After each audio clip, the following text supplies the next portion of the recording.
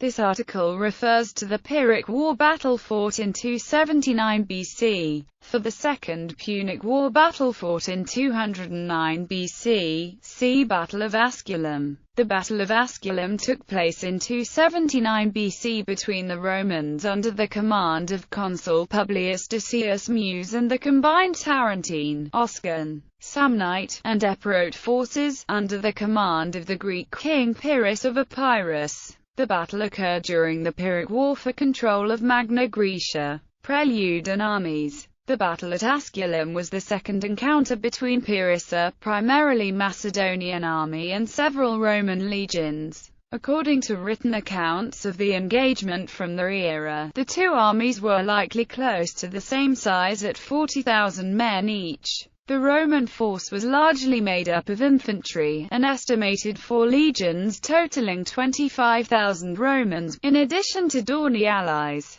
After the Battle of Heraclea, in which the presence of war elephants had proved decisive, the legions had apparently equipped a portion of their total force with anti-elephant devices. Chariots fitted with long spikes meant to wound the elephants' vulnerable legs. Pots filled with flammable materials meant to frighten the elephants into retreat. Flares and support troops who were trained to hurl pila. Pyrrhus's army consisted of Epirote infantry and cavalry, Macedonian infantry and cavalry, Greek mercenary infantry, allied Italian Greeks, 20 war elephants, and Samnite, Etruscan, Lucanian, and Umbrian mercenaries. The Greek army had notable advantages in both cavalry numbers and in the unique presence of its elephants. However, in order to counter the flexibility of the legions, Pyrrhus mixed some light Italic troops with his phalanx. Battle. The battle was fought over 2 days.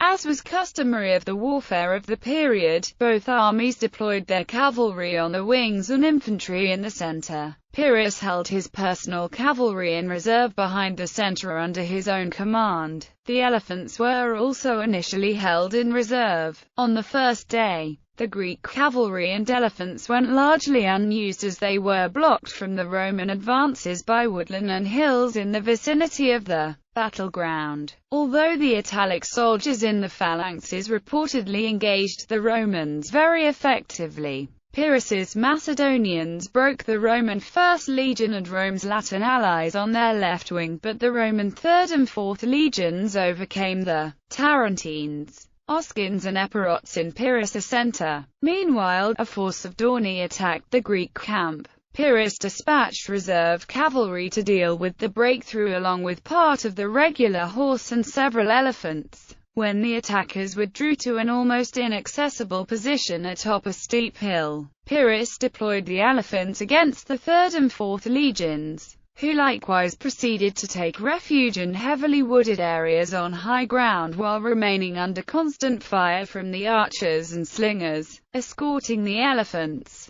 Pyrrhus sent Athmanian, Acharnian and Samnite infantry to drive the Romans out of the woods, but those forces were intercepted by Roman cavalry. Both sides withdrew at dusk, neither having gained a significant advantage. At dawn, Pyrrhus sent light infantry to occupy the treacherous high ground which had proven to be the cause of stalemate the previous day, thereby forcing the Romans to fight in the open or flee. As at Heraclea, the infantry and cavalry engaged in a massive line collision, until the elephants, supported by light infantry, broke through the Roman line. As a result, the specialized anti-elephant Roman devices were quickly deployed by Roman commanders and officers, though briefly proving effective. The small force was eventually overwhelmed by Greek Siloi. The Romans succumbed to the combined pressure of the phalanx and elephants, which Pyrrhus ordered to advance. Pyrrhus simultaneously ordered his personal cavalry to charge, beginning and quickly completing a significant rout.